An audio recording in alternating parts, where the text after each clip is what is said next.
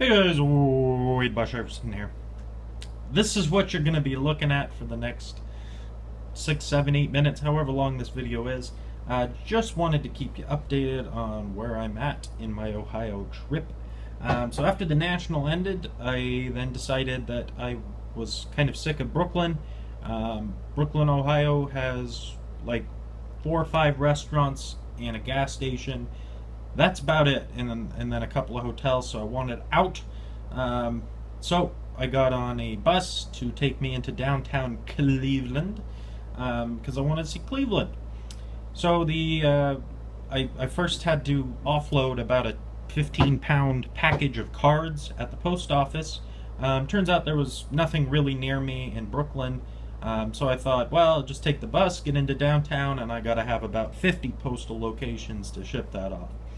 So I get into downtown Cleveland, which has a really cool Civil War kind of museum that's free out in the middle of downtown. Really awesome. I'll get into that later. And it turns out when I searched for post offices, there's actually none in downtown Cleveland. You have to go out about 2 miles into the very outskirts in either one direction or 2 miles out in the other direction. So I went into the direction of my hotel that I'd planned on staying at. So I walk, it's so far out there and sort of out of bus range, let's put it that way. There are no buses that run near it, so I got on one bus that took me about 3/10 of a mile closer until I was like out of downtown and everything, and then I hoofed it about 1.7 miles. Get to the post office, turns out that's an administrative building. I gotta keep walking about another 4/10 of a mile to actually get to the post office. So I got there, I'm just covered in sweat because I've got a heavy bag on my back, and I've got, you know, a 20-pound box that I've been carrying around for, you know, the better part of a day. And finally get there, ship it off after I buy some tape. And so I finally, like, yes, I just want to get to my room, take a shower. So I start tracking towards my hotel. Of course, I'm so far out, I gotta get back into town before I can actually get to any public transportation. And a taxi, that's just crazy talk there. So I finally got to my hotel.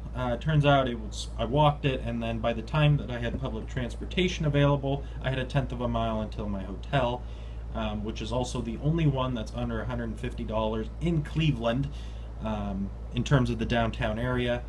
Finally got there, checked in. From the outside, I was fearing for my life that the place might crumble.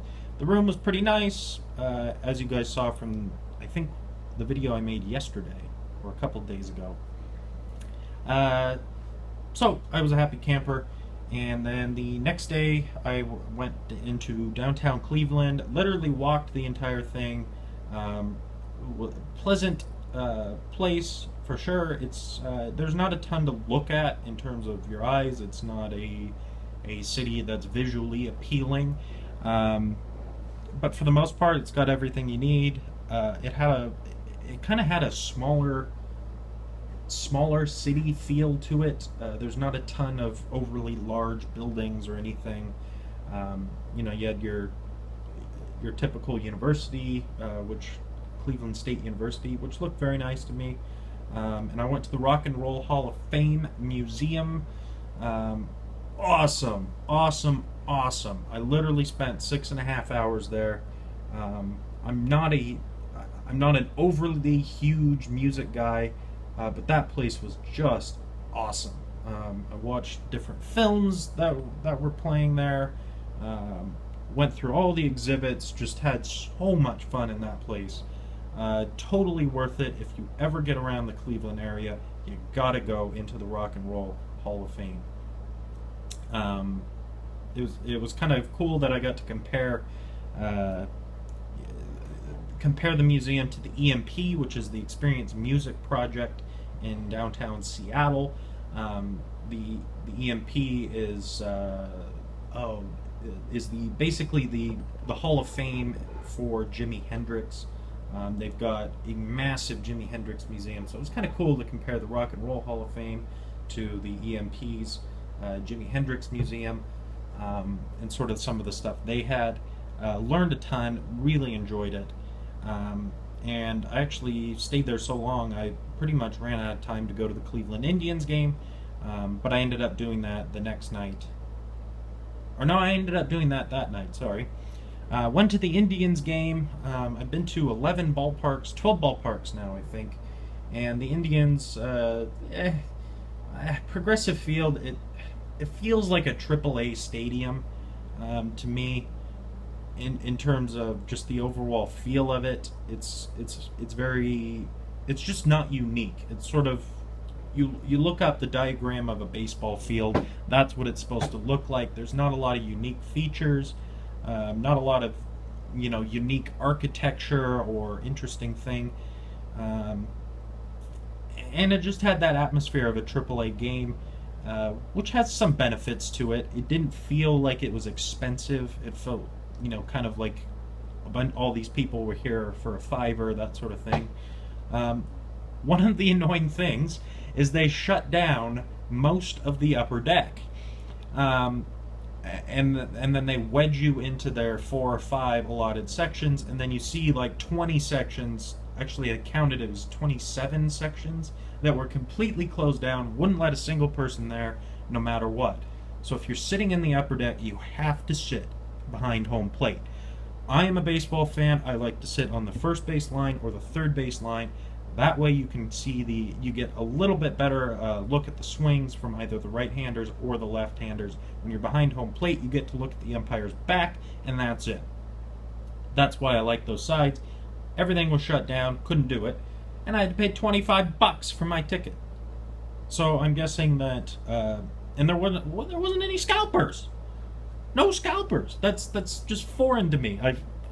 All over the place you go, all you can see is scalpers around every damn corner. Couldn't find a scalper if my life depended on it, and they had shut down part of the bleachers. So that was really smart, because when they shut down part of the bleachers, which are some of the cheaper seats, it forces you to go buy an upper deck ticket, which is $25 for the upper deck, for the third deck. It was way up there. Yeah, so they were, open to the last row of the upper deck, right behind home plate, and then nobody could sit in the first row of the next section. It was just really strange to me. But overall, the ballpark atmosphere was nice. The fans were pretty good, in my opinion. They were a little more attentive towards the baseball. I appreciate that. That was really cool. The Cleveland team is pretty interesting to watch, or at least I can find interest in any team really in baseball. So that was a cool experience. And then today I have just managed to travel from Cleveland to Columbus with a very angry bus driver. He told one person while we were getting on board that if he hears that ringtone again, he's going to shove him off the bus. I think the more correct term that he might want to have used is please turn off your ringer before boarding. Yeah. And so now I am in my hotel in Columbus that I found. Pretty easy. Public transportation was good here. The couple of things I will mention is that when I'm looking for a cheap hotel, all I ask is that the bed be clean and that there be running water in the bathroom. So the bed was clean, so I'm happy. I'm a happy camper. One of the interesting notes is the cups, which you'll see right there. They're the sterile cups. They have plastic wrap around them. That had some black, stuff on it. I thought it was coffee grounds from the coffee maker. So I didn't care because I checked the seal. It was all sealed. So I brought it up and, tore it with my teeth because it just wouldn't open. And, in the process of breathing, I got a massive head rush while I tore that open. So I may be on heroin, opium, something of the likes of that. So yeah, might be a little overly happy. And then I also found this in the middle of the floor. purple lipstick really isn't my shade. Yeah, it was literally right in the middle of the floor, right between the bed is about yay, and the TV's over here. Literally right in the middle of the floor. You can't miss it. It sticks out because of the purple. So I've come to the conclusion with those things that my room was probably previously rented to, well, a prostitute and a druggie. Yeah, so we've got a heroine, we've got a little purple lipstick. So yeah, I should have an entertaining night.